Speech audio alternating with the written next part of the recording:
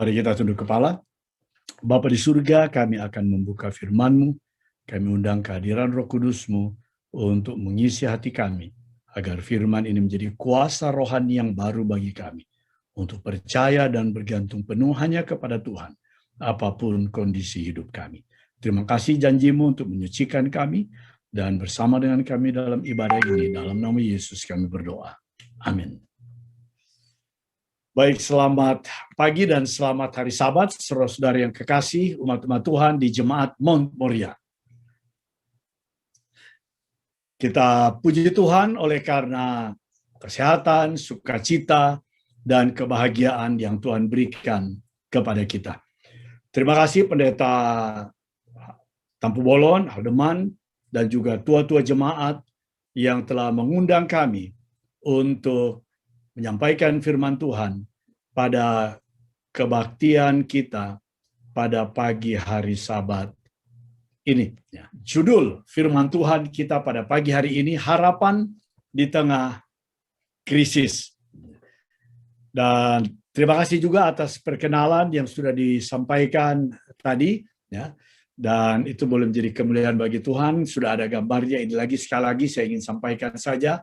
Salam dari keluarga kami kepada seluruh umat-umat Tuhan yang ada di Jemaat Mount Moriah. Oke.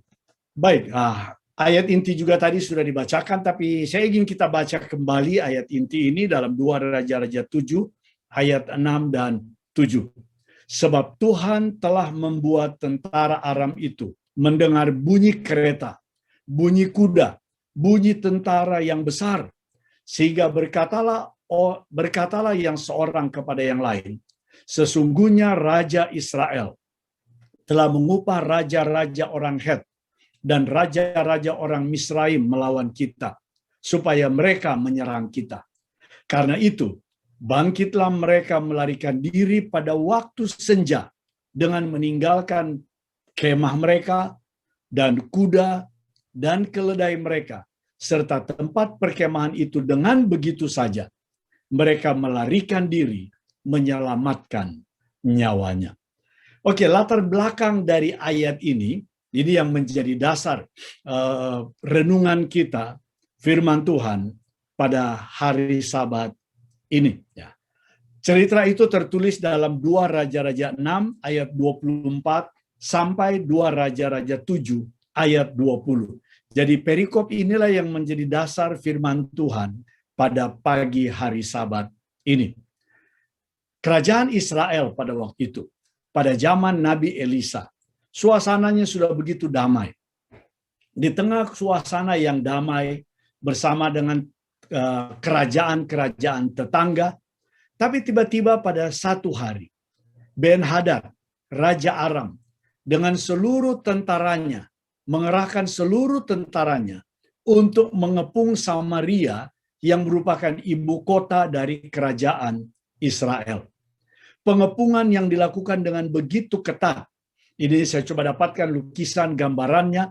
Jadi kota Samaria dikelilingi, dikepung karena seluruh tentara Aram, walaupun tidak dituliskan berapa ribu prajurit itu, mengepung kota Samaria, sehingga tidak ada orang yang dapat keluar dan masuk dari kota Samaria, pergi ataupun dari kota Samaria. Jadi ketika membaca cerita ini, saya bayangkan seperti saudara-saudara, barangkali kebanyakan saudara di Jakarta, dalam PPKM ini. Tidak bisa kemana-mana. Hanya berada di satu area tertentu. Filipina kami sudah alami itu sejak pada bulan Maret tahun yang lalu. Pertama kali pandemi ini langsung di lockdown. Di lockdown, jadi begitu ketatnya lockdown ini, orang yang tinggal di satu kabupaten atau satu kabupaten lah ya, Kota Madya, tidak boleh keluar dari wilayah Kota Madyanya. Di setiap antar Kota Madya itu, antar kabupaten itu dijaga oleh tim kesehatan yang pengontrol COVID itu, lalu kemudian tentara dan polisi atau militer dan polisi. Hanya mereka yang punya pas khusus untuk bisa melewati itu. Kalau mereka itu adalah frontliner, dokter, perawat, petugas medis yang membawa barang-barang kebutuhan pokok, ya, dan mereka pejabat-pejabat militer. Ya. Jadi ini yang terjadi seperti di kerajaan Samaria atau Israel, dikepung dengan begitu ketat sehingga tidak ada boleh yang keluar dan masuk kota itu. Dan pengepungan yang ketat ini menyebabkan krisis yang besar di Samaria. Dan tentu krisis ini dimulai dengan masalah kelaparan. Makanan sangat sukar didapat, dan kalaupun ada menjadi sangat mahal, sangat mahal. Di dalam perikop itu kalau saudara baca dikatakan kepala keledai, di sini ada gambar satu kepala keledai itu berharga 80 sikal perak, 80 sikal perak. Padahal keledai sebenarnya tidak dimakan, tidak ada lagi makanan yang dapat dimakan, sehingga binatang-binatang yang haram pun terpaksa harus dimakan dan dijual dengan harga yang mahal. Berapa rupanya 80 sikal perak ini kalau kita rupiahkan? Nah, satu sikal perak itu adalah 11,4 gram. Jadi kalau 80 sikal dikali dengan 11,4 gram, itu adalah 912 gram perak. Hampir 1 kilo perak harganya. Dan saya coba lihat di website harga 1 gram perak sekarang antara 12.000 sampai 12.900. Bilanglah 12.000. Jadi satu kepala keledai 12.000 dikali dengan 912 itu harganya 10.944.000 rupiah kalau ini terjadi di Jakarta. Nah, padahal berapa banyak daging yang bisa dimakan dari kepala keledai ini. Saudara, jarang dan begitu mahal. Lalu ada lagi yang lain, dikatakan mereka juga menjual 1/4 cup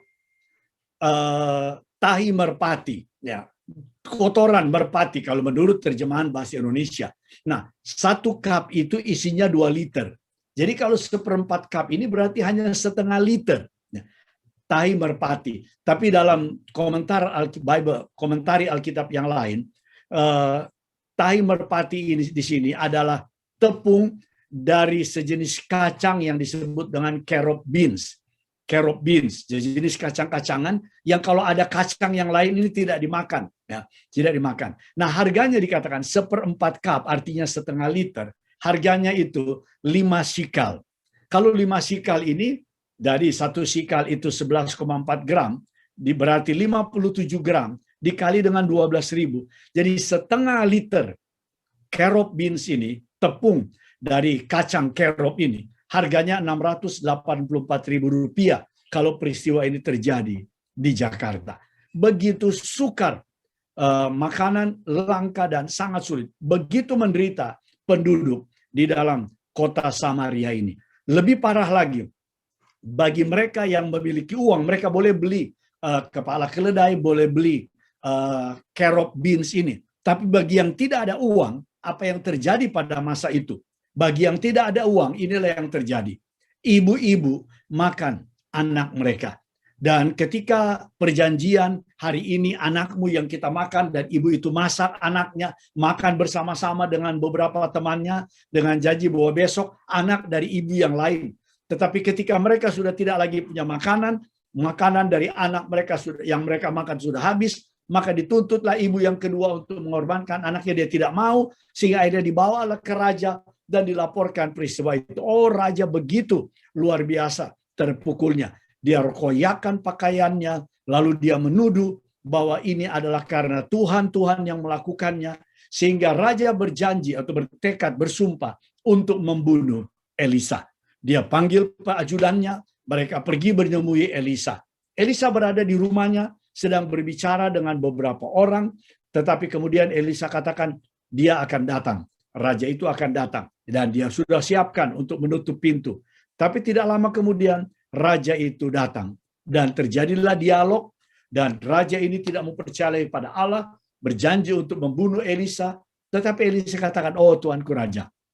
Elisa yang percaya kepada Allah, dia katakan, besok, pada waktu seperti ini, ya barangkali saya bayangkan kira-kira jam 8, 9, ya, pagi begitu, pada waktu seperti ini, besok dia katakan, akan berlimpah makanan di Samaria, dia katakan. Karena dia katakan makanan akan berlimpah di Samaria. Dikatakan besok, ya. beginilah firman Tuhan. Dengarlah firman Tuhan, beginilah firman Tuhan. Satu sukat tepung. Satu sukat itu kira-kira 12 liter. Harganya 1 shikal. Jadi harganya hanya Rp136.000. 12 liter tepung. Tadinya hanya setengah liter. Kerob ini tepung yang biasa dipakai. Kerob itu berharga 5 shikal. Dan inilah yang dikatakan oleh Elisa. Lalu ajudan raja berkata kepada Elisa, sekalipun Tuhan membuka tingkap-tingkap langit, katanya, makanan itu tidak pernah akan terjadi. Tapi Elisa katakan, engkau akan melihatnya, tapi engkau tidak akan memakannya. Dan ketika cerita itu terjadi, menjelang sore, ada 4 orang kusta yang tinggal di luar kota. 4 orang kusta ini tidak juga memiliki makanan. Mereka berbincang-bincang, kalau kita masuk ke dalam kota ya kita akan mati. Karena di kota kelaparan. Kalau kita tinggal di sini kita juga akan mati. Kita tidak punya makanan. Tapi bagaimana kalau kita pergi ke perkemahan tentara Aram di seberang sana? Ya, kalau mereka membunuh dan kita mati, ya sudahlah, matilah kita. Tapi siapa tahu mereka berkasihan. Lalu kita bisa dapat makanan di sana. Kita akan hidup. Dan orang-orang kusta ini, nothing tulus, ya mereka pergi ke sana. Toh dia mati, ke kota mati, ya pergi ke sana, kalaupun mati ya sama saja, tapi paling tidak adalah usaha yang mereka pikirkan. Dan akhirnya mereka pergi pada menjelang petang. Dan menjelang petang mereka pergi. Ketika mereka mendekati perkemahan itu, mereka dapati kemah itu kosong, tidak berpenghuni. Tetapi semua kemah itu ada tersedia di sana. Peralatan ada di situ semua. Ya, ditinggalkan begitu saja. Dan akhirnya mereka masuk ke salah satu kemah, mereka mengambil makanan, mereka masak, dikatakan di gambar ini, mereka makan sampai mereka kenyang. Ingat, ini sudah menjelang petang dan mereka berada di situ sampai malam tiba. Sesudah mereka makan, sudah kuat, keempat orang kusta ini mulai mereka jarah kemah-kemah itu. Mereka mengambil pakaian yang bagus, emas, perak, mereka bawa dan simpan. Tidak puas satu kali, mereka datang kembali untuk kedua kali. Mereka cari lagi batangan-batangan emas, baju-baju yang mahal, perak. Kemudian mereka simpan lagi. Lalu mereka pikir, sudah cukup lah ini untuk cadangan kita. Sesudah itu mereka berpikir, ini masih banyak tersisa. Sementara orang di kota kelaparan. Mengapa kita hanya tinggal berdiam begini? Kita akan mendapat masalah kalau kita diam. Dan akhirnya mereka sepakat untuk menuju ke gerbang kota. Dan mereka pergi melaporkan kepada penjaga untuk sampaikan kepada Raja Israel bahwa ada makanan di perkemahan Aram sana. Tentara Aram sudah pergi semua. Raja itu sudah malam. Berita itu mengatakan sudah malam tiba. Dan akhirnya raja ini tengah malam pun dia bangun. Dan mendengar laporan dari para prajuritnya. Penjaga di gerbang itu. Lalu dia bilang, raja tidak mudah percaya. Dia bilang ini hanya tipu muslihat ini. Mereka pura-pura mundur dan bersembunyi. Lalu kalau kita keluar, mereka akan masuk dan atau mereka akan menangkap kita. Karena mereka tidak bisa masuk, tentara Aram tidak bisa masuk menyerbu ke dalam kota, karena itu mereka mengepung kita. Tapi untuk membuktikan, raja ini kemudian menyuruh prajuritnya. Ada 2 kereta kuda kemudian diutus, dikirim untuk mengejar mereka, mencari tahu, melihat apakah benar informasi ini. Sampai ke Sungai Yordan. Saudara lihat di peta ini, Samaria di sini ada bintang. Jadi Sungai Yordan di sini itu perbatasan, karena di sebelah timur inilah kerajaan Aram. Jadi tentu prajurit ini kalau mereka melarikan diri, mereka akan lari ke Sungai Yordan ini, dan menyeberang Sungai Yordan, mereka sudah berada di negeri mereka sendiri. Saudara lihat di atas ini perbandingan peta. Jadi antara Samaria sampai ke perbatasan Sungai Yordan ini lebih dari 20 km. Barangkali mungkin 30 km. Saya coba cari tahu. Kalau kereta kuda digunakan sambil melihat tanda-tanda yang ada di jalan. Dan ini sudah malam, bukan siang lagi. Ya, satu kereta kuda dapat berjalan kurang lebih 16 km per jam. Kalau jalan jelas pada siang hari dan normal. Jadi sudah bayangkan pada malam ini mereka berjalan, ya pergi pulang jarak dari Samaria sampai ke perbatasan ke Sungai Yordan ini. Paling tidak ini barangkali satu kali jalan hampir 30 kilo, pergi pulang 60 kilo. Jadi dengan kereta ini mereka harus berjalan barangkali 4 sampai 5 jam atau 6 jam dari malam sampai pagi.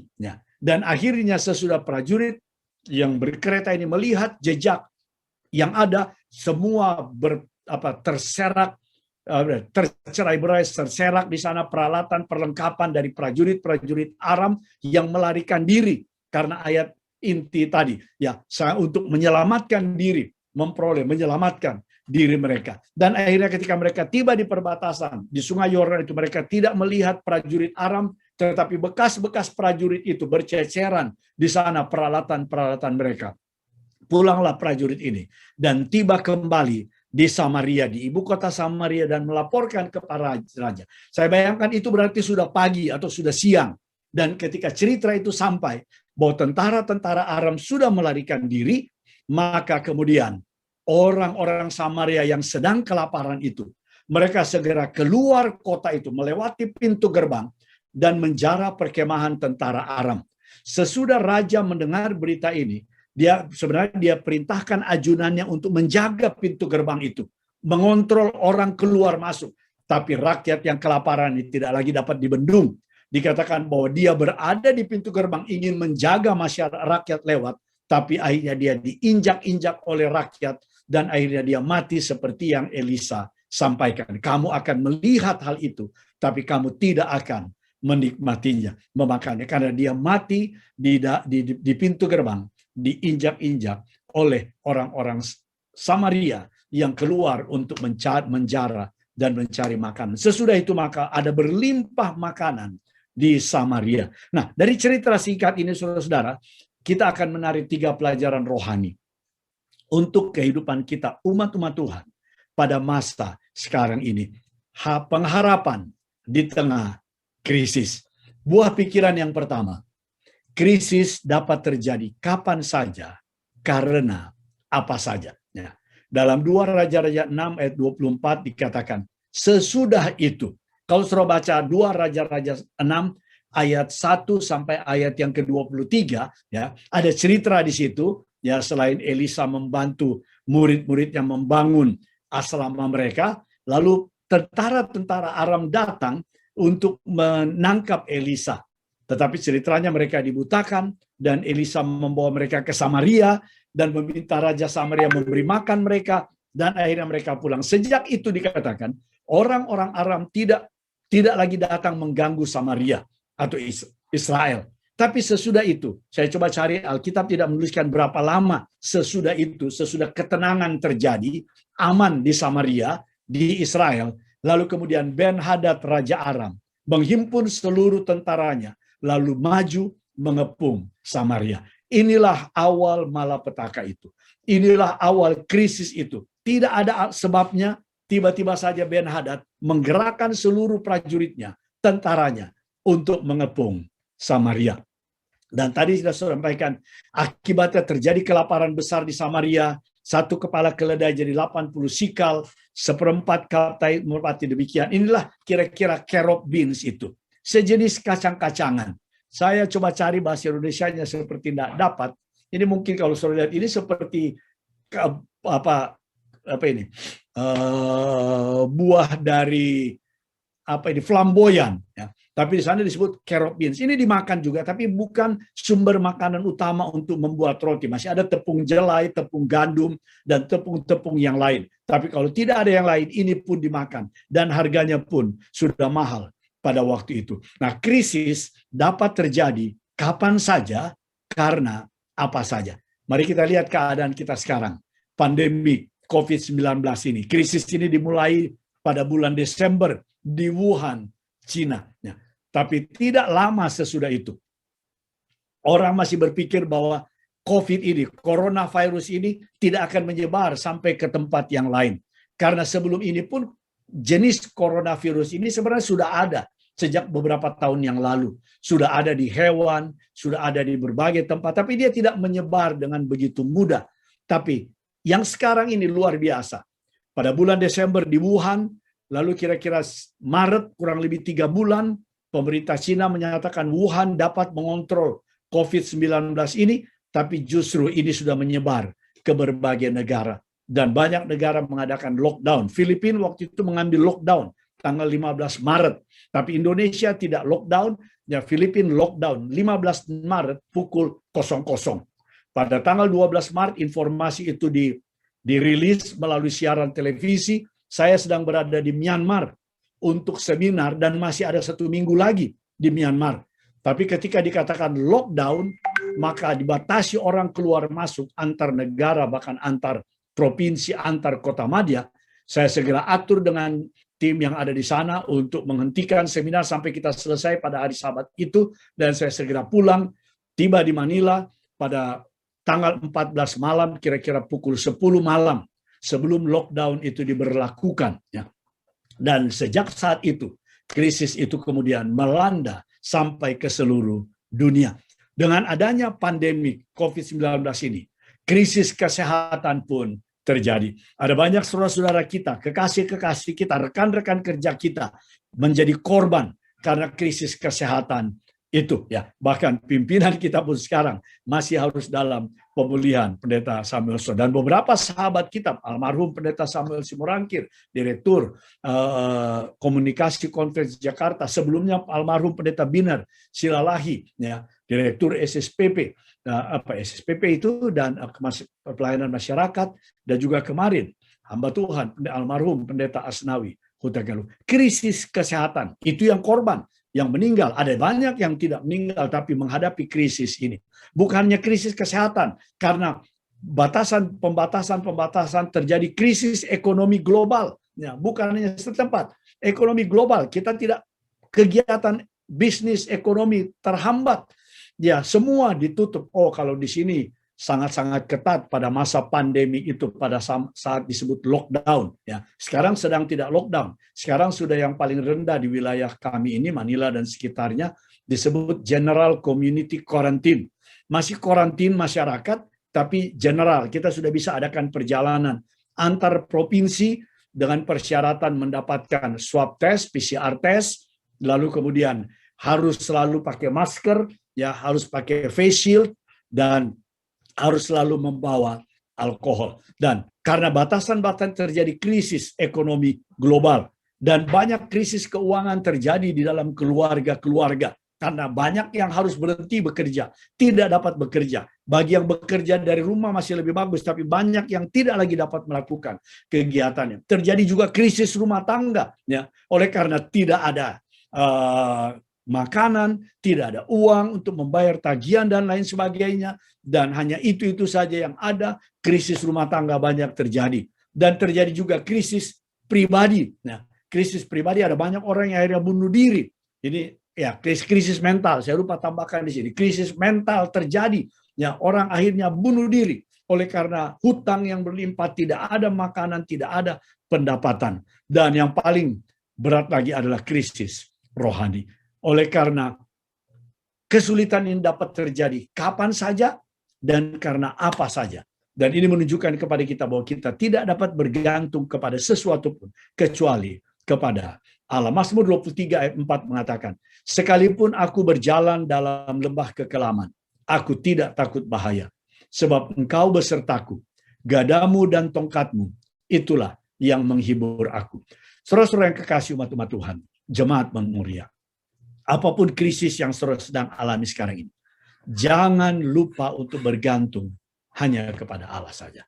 Kalaupun kita berjalan dalam lembah kekelaman, karena tidak ada harapan lagi, segala sesuatu buntu, apakah itu kesehatan kita, apakah itu keperluan jasmani kita, dan lain sebagainya. Ingat, jangan takut, karena Tuhan beserta kita. Gadanya dan tongkatnya ada menghibur kita. Kalau kita percaya dengan hal ini, saudara, kita tidak perlu takut. Ini yang ditunjukkan oleh pemazmur dalam kehidupannya. Raja Daud, ketika dia masih menjadi gembala, dia berulang kali melewati lembah-lembah kekelaman, berhadapan dengan para perampok, berhadapan dengan binatang-binatang buas. Dan ketika dia sudah dipilih Allah untuk menjadi pengganti Raja Saul, mendampingi Saul, membantu Saul, dia pun berada pada krisis yang berbahaya, lembah-lembah kekelaman. Tetapi Daud mengungkapkan kepercayaannya kepada Allah dalam Mazmur 23. Seluruh pasal, khususnya pasal yang ke-24. Walaupun dia sudah sedikit lagi kepada maut di lembah kematian, tapi dia tidak takut. Hal itu kita pun perlu menguatkan iman kita. Krisis boleh saja terjadi, tapi percaya Tuhan beserta kita. Di dalam Prophet and Kings, para nabi dan raja halaman 257, dikatakan ketika umat Allah dibawa ke tempat-tempat yang sesat, ke krisis, diizinkan kita berada pada situasi yang krisis, dan ternyata tidak ada jalan keluar bagi mereka, tidak ada lagi jalan keluar, ke kiri, ke kanan, ke depan, ke belakang, tidak ada jalan keluar. Hanya Tuhanlah yang harus menjadi tempat mereka bergantung. Pertolongan mereka datang dari atas. Ada sebuah cerita yang saya baca tentang seorang pemburu yang sedang memburu rusa di wilayah Eropa, Kanada sebelah utara.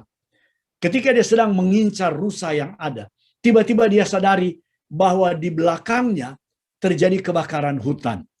Dia coba akhirnya tujuannya untuk berburu menjadi terganggu. Dia coba berlari menyelamatkan diri dari kejaran api kebakaran hutan itu. Dia terus mendaki naik ke atas bukit yang ada itu. Tapi akhirnya dia tiba pada satu titik, dia sudah berada di tepi jurang. Tidak ada lagi harapan. Jurang yang cukup dalam, kurang lebih 2000 kaki dikatakan. Dan kalau dia di belakang dia api yang membakar kebakaran hutan itu perlahan-lahan bergeser ke tepi jurang itu. Dia tidak lagi punya harapan. Dia mundur, ada api yang akan membakar, memanggang dia. Dia lompat ke sana, sama juga dengan bunuh diri. Tidak ada kelepasan. Tapi rupanya ketika dia berada di situ, satu penjaga hutan dari kejauhan melihat dia yang terjebak di api itu. Dan penjaga hutan ini dari kejauhan dengan teropongnya dia melihat, lalu menghubungi posko penyelamatan. Dan akhirnya helikopter datang membantu dia. Ketika api sudah semakin dekat, tiba-tiba dia dengar derungan suara helikopter. Dan helikopter itu berdiri di atas ketika mereka melihat dia berada di situ. Menurunkan tali penolong. Dan akhirnya dia dapat bergantung di tali itu. Tangga naik dan ditolong oleh penolongnya. Dan selamat naik di atas helikopter. Tidak ada harapan baginya. Tapi pertolongan itu datang dari atas. Umat-umat Tuhan. Di tengah krisis yang kita tidak tahu mengapa ini terjadi. Saya tidak urai karena waktu kita singkat dan sudah banyak dengar informasi. Kita tidak perlu persalahkan siapapun. Tapi kita tahu bahwa krisis dapat saja terjadi oleh karena apapun alasannya. Tapi bagi umat-umat Tuhan, kita tidak perlu khawatir karena pertolongan kita ada dari atas. Bahkan Dia ada bersama-sama dengan kita. Jadi fokus kita tidak pada krisis itu, tapi fokus kita ada pada Allah. Fokus kita ada pada Yesus Kristus yang berjalan bersama dengan kita, yang menaungi dan melindungi kita. Poin yang kedua yang kita perlu renungkan dari cerita tentang Samaria yang dikepung oleh Raja Ben-Hadad dan penderitaan, kelaparan besar terjadi. Krisis boleh saja terjadi, tetapi Tuhan tahu hari esok. Saudara-saudara, kita tidak tahu kapan pandemi ini akan berakhir. Kita tidak tahu, tapi kita tentu berdoa agar kita terlindungi. Tapi kita tidak tahu, bisa saja satu waktu kita akan terpapar oleh virus corona ini. Kita tidak tahu apa yang akan terjadi, tapi jangan lupa bahwa Tuhan tahu hari esok. Kita tidak tahu apa yang akan terjadi hari esok, seperti lagu I don't know, dikatakan I don't know about tomorrow. Tapi Tuhan tahu hari esok. Kita tidak tahu hari esok, tapi Tuhan tahu hari esok. 2 Raja-Raja 7 ayat 1. Ketika Raja Israel itu datang dan mengancam Elisa dan mempersalahkan Allah sebagai penyebab malapetaka, kelaparan yang luar biasa itu. Lalu berkatalah Elisa. Ini dua kata yang diulang, dua ungkapan yang diulang, saya berikan warna merah. Dengarlah firman Tuhan, kata Elisa. Tidak cukup satu kali, Elisa tambahkan kedua kali. Beginilah firman Tuhan. Ya. Kenapa mesti 2 kali? Untuk menegaskan kepada Raja Israel ini yang sudah tidak percaya lagi kepada Allah. Sudah tidak lagi punya harapan kepada Allah, walaupun sebenarnya mereka adalah umat. Dia adalah umat pilihan Allah. Tapi karena krisis itu, dia hilang pegangan. Tidak tahu mau berbuat apa. Tapi Elisa katakan, dengarlah firman Tuhan. Sekali lagi dia ulang lagi. Beginilah firman Tuhan. Besok, kira-kira waktu ini, sesukat tepung, 12 liter tepung yang terbaik, akan berharga 1 sikal perak. Ya, kira 130 ribuan rupiah kalau harga sekarang. Dan 2 sukat jelai. Jelai ini jenis tepung yang lain yang juga digunakan untuk membuat roti, tetapi tentu yang utama adalah tepung gandum. tepung jelai akan berharga sesikal di pintu gerbang. Berlimpah 24 liter. Ya, harganya hanya 1 sikal atau 134.000. Cukup untuk perbekalan kita selama beberapa hari. Berharga sesikal di pintu gerbang Samaria. Oleh karena saudara, yang terjadi ketika orang yang masih kuat ini keluar dari gerbang Samaria, kemudian menjarah perkemahan tentara-tentara Aram itu. Mereka yang sudah lemah tidak lagi dapat berjalan jauh. Akhirnya di pintu gerbang itulah mereka yang kuat membawa dan menjual kepada mereka yang tidak mampu berjalan jauh. Dan itulah yang terjadi. Begitu berlimpahnya makanan, sehingga harga-harga makanan itu menjadi sangat-sangat murah. Nah, krisis karena pengepungan membuat Samaria tidak memiliki harapan. Raja Israel menuduh Allah sebagai penyebabnya. Krisis, tapi Elisa tetap percaya pada Allah. Kita perlu seperti Elisa. Apapun krisis yang saudara sedang hadapi, tetap seperti Elisa, percaya pada Allah. Dan Elisa memberitahu rencana Tuhan atau Allah kepadanya besok hari. Dia katakan, Elisa tahu apa yang Tuhan akan lakukan. Meskipun krisis saudara-saudara, tetaplah letakkan kepercayaan saudara pada Tuhan. Sebab kita tahu Tuhan memiliki rencana untuk kita. Tuhan tahu apa yang terbaik untuk kita. Sebab kita tahu Tuhan masih mengendalikan. Tuhan tidak melepas. Tuhan tidak lepas kontrol. Pandemi ini sudah menyebar, tetapi Tuhan tetap memegang kendali. God is still in control. Sebab kita tahu Tuhan akan mengakhiri krisis ini. Karena itu kita tetap menggantungkan percaya kita kepada Tuhan. Jangan gantungkan kepada yang lain. Jangan hilang kepercayaan kita kepada Tuhan. Walaupun kita tidak tahu apa yang terjadi hari esok, tapi ingat saudara-saudara, Tuhan tahu hari esok. Karena itu tetaplah percaya kepada Tuhan. Mazmur 118 ayat 8 dan 9 berkata, lebih baik berlindung pada Tuhan daripada percaya kepada manusia. Lebih baik berlindung pada Tuhan daripada percaya kepada para bangsawan. Kita jaga diri dengan protokol kesehatan yang ketat, tetapi pada saat yang sama, jangan alihkan kepercayaan saudara kepada hal-hal yang lain. Tetapi tetaplah percaya pada Tuhan. Tetaplah berlindung pada Tuhan. Bergantung penuh hanya pada Tuhan. Maka kita akan aman. Kita akan selamat. Dan Tuhan akan berikan jalan kelepasan kepada kita. Prophet and Kings, ya, para nabi dan raja, halaman 260 dikatakan begini. Tuhan memanggil orang-orangnya yang setia, saudara dan saya, yang percaya kepadanya, saudara dan saya, untuk berbicara dengan berani kepada mereka yang tidak percaya dan putus asa. Dalam tema gereja kita, menjangkau dunia aku akan pergi. Inilah saatnya kita harus melakukannya. Di sekeliling kita, di lingkungan tetangga kita, ada banyak orang yang tidak percaya kepada Allah dan putus asa di tengah-tengah pandemi ini. Mereka tidak tahu apa yang akan terjadi. Saudara, kita tahu apa yang akan terjadi.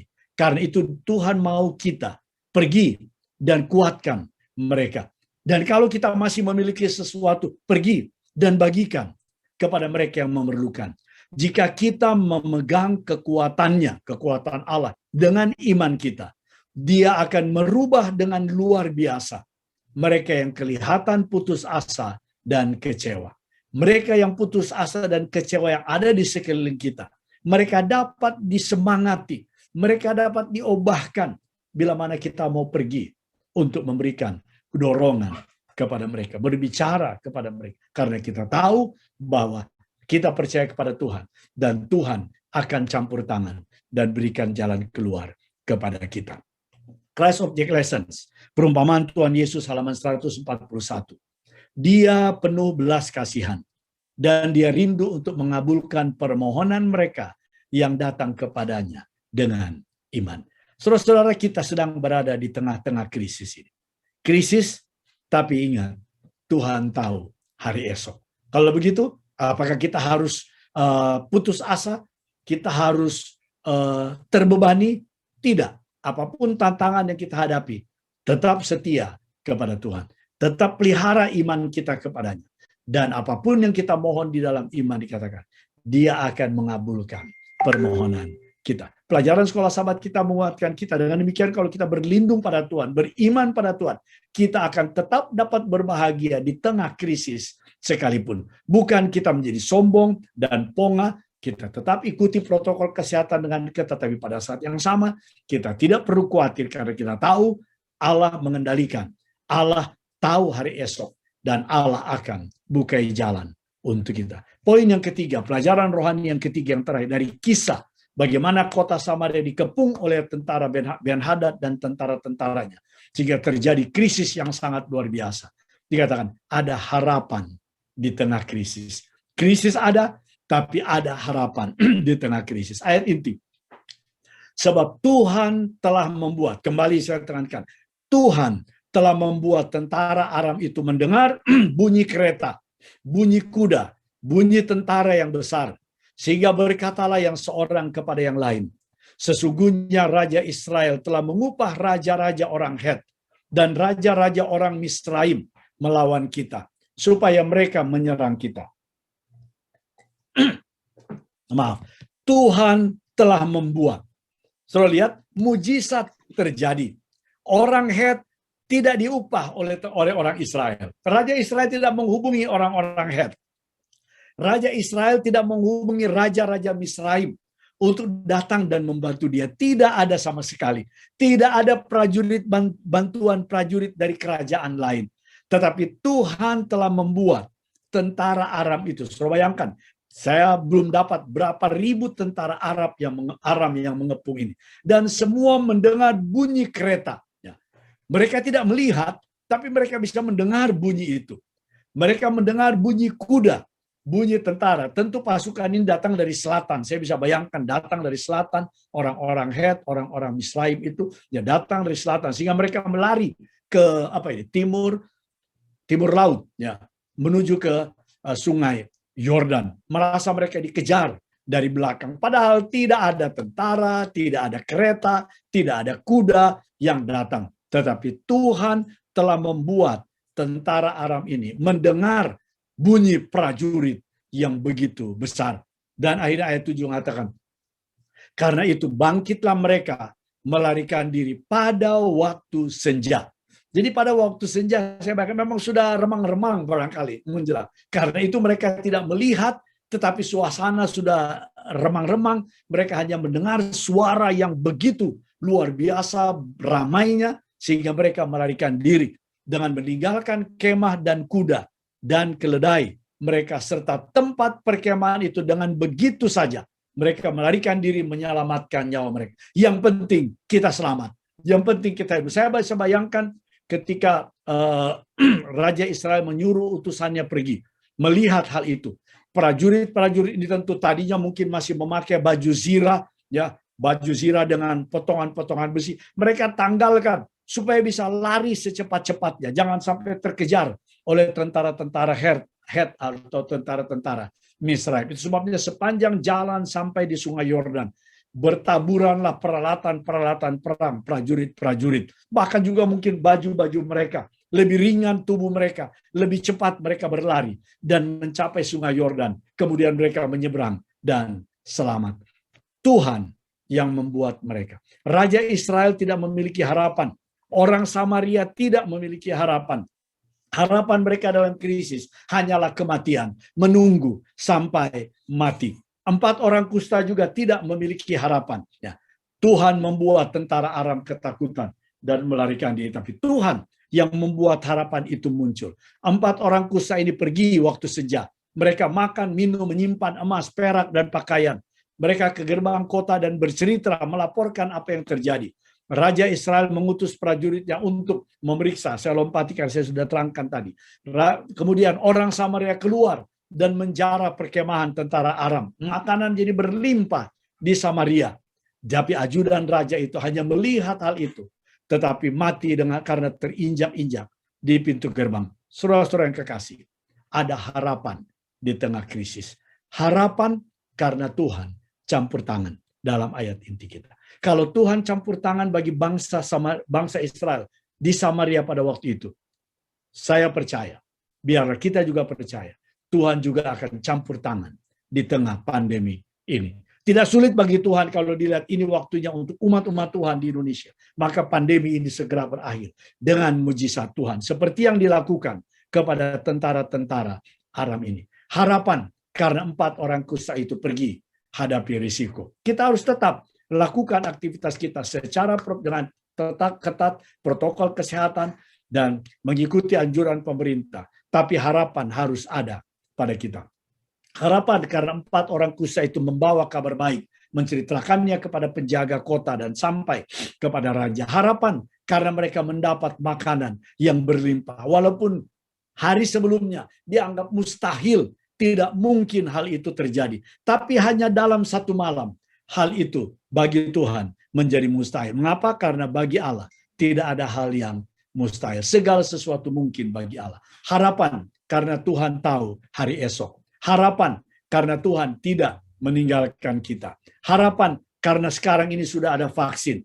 Harapan karena akan ada penawar untuk virus corona. Harapan karena kita memiliki misi yang Tuhan berikan untuk pergi dan beritakan kabar baik 3 malaikat ini. Kabar baik keselamatan. Dengan misi yang ada pada kita, kita harus punya harapan bahwa pandemik ini akan segera berakhir. Kita dapat selesaikan misi ini dan Tuhan segera datang. Harapan karena Yesus akan segera datang. Kita tidak akan binasa oleh karena coronavirus, tapi kita tahu Yesus akan datang dan mengintervensi situasi ini, menyelamatkan kita yang percaya kepadanya. Harapan karena aku akan pergi. I will go to reach the world, menjangkau dunia, memberitakan kabar baik keselamatan ini. Saudara-saudara, kita punya harapan di tengah krisis ini. Tapi tidak orang di luar sana. Tapi Tuhan mau kita pun boleh pergi kepada mereka. Membagikan harapan ini kepada mereka. Dan menolong mereka sesuai dengan kemampuan yang kita dapat lakukan. Sehingga bukan hanya kita, tapi orang di sekeliling kita pun dapat memiliki harapan. Seperti yang terjadi pada orang-orang di Samaria. Matius 28, 19, dan 20. Pergilah, jadikanlah semua bangsa muridku. Dengan harapan bahwa Tuhan menyertai kita. Kita akan terus melakukan misi gereja ini tanpa tidak berhenti walaupun suasana berada dalam situasi krisis, baik secara virtual ataupun melalui sosial media yang lain. Kita tetap pergi dan menjadikan semua bangsa murid Kristus, karena kita harus beritakan kabar baik keselamatan ini kepada seluruh dunia, menjadi kesaksian bagi semua bangsa.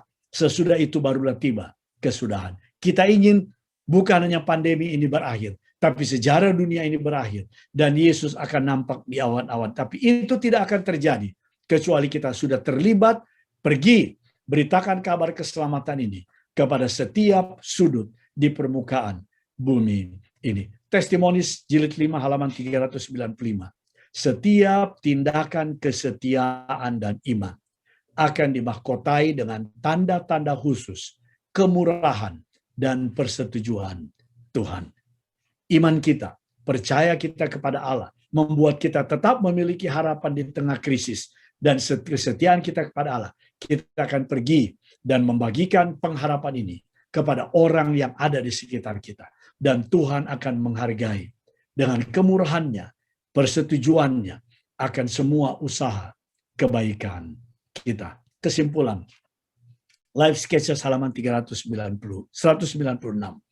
Kita tidak perlu takut akan masa depan, kecuali jika kita melupakan pimpinan Tuhan kepada kita dan pengajarannya dalam sejarah masa lalu. Saudara-saudara, masa lalu yang kita pelajari sekarang adalah pada zaman Elisa bersama dengan kerajaan Israel atau Raja Israel di Samaria. Sebagaimana Tuhan memimpin mereka, melepaskan mereka dari bencana itu.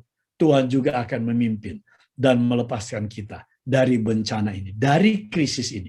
Karena kita tahu Tuhan sudah menyertai kita pada masa yang lalu. Ayat intinya, sebab Tuhan telah membuat tentara Aram itu mendengar bunyi kereta, bunyi kuda, bunyi tentara yang besar. Karena itu bangkitlah mereka melarikan diri pada waktu senja dengan meninggalkan kemah dan kuda dan keledai mereka, serta tempat perkemahan itu. Dengan begitu saja mereka melarikan diri, menyelamatkan nyawanya. Dan inilah menjadi pengharapan di tengah krisis bagi orang-orang Samaria. karena perkemahan yang ditinggalkan oleh prajurit-prajurit Aram ini. Oleh karena usaha yang Tuhan lakukan, yang membuat mereka merasa, mendengar ada tentara besar yang datang. Dan mereka tinggalkan perkemahan itu. Menjadi berkat bagi orang-orang Samaria, orang-orang Israel di Samaria. Mereka mendapatkan makanan dengan berlimpah. Sesudah krisis itu Tuhan izinkan berlaku. Saudara-saudara yang kekasih, ingatlah, krisis dapat terjadi kapan saja dan oleh apa saja, tanpa tanda-tanda yang jelas. Tapi kita tidak perlu khawatir, karena ada harapan di tengah krisis. Krisis terjadi, tapi kita percaya dan kita tahu, Allah atau Tuhan tahu hari esok.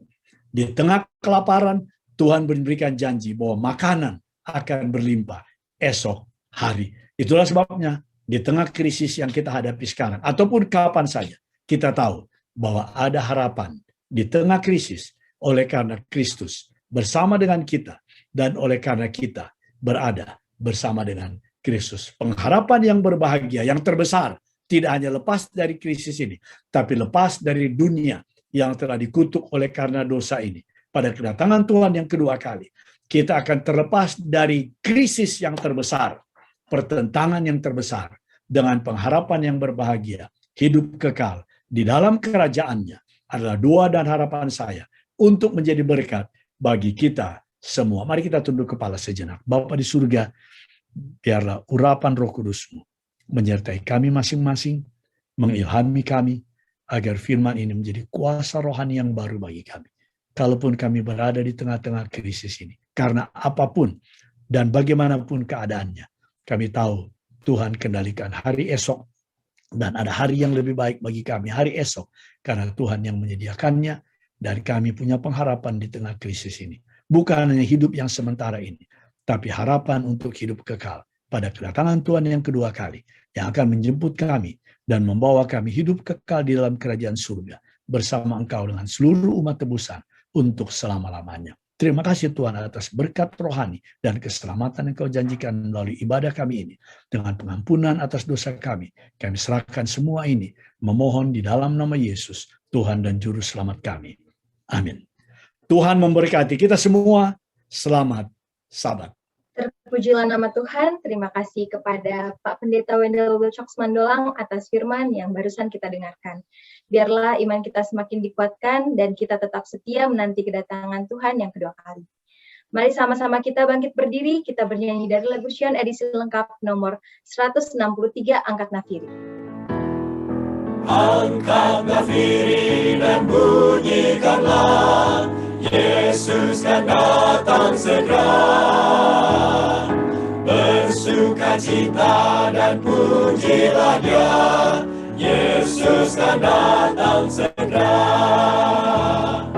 Datang segera, datang segera, Yesus kan datang segera. Gunung dan lembah, hai siarkanlah, Yesus kan datang segera. Domba tersembelih kan datang segera, Yesus kan datang segera. Datang segera, datang segera, Yesus kan datang segera. Lautan dan ombak gelorakanlah, Yesus kan datang segera. Dari pantaimu di mana-mana, Yesus kan datang segera. Datang segera, datang segera, Yesus kan datang segera. Gempa bumi pun sungguh nyatakan, Yesus kan datang segera. Topan dan angin juga masyurkan, Yesus kan datang segera. Datang segera, datang segera, Yesus kan datang segera.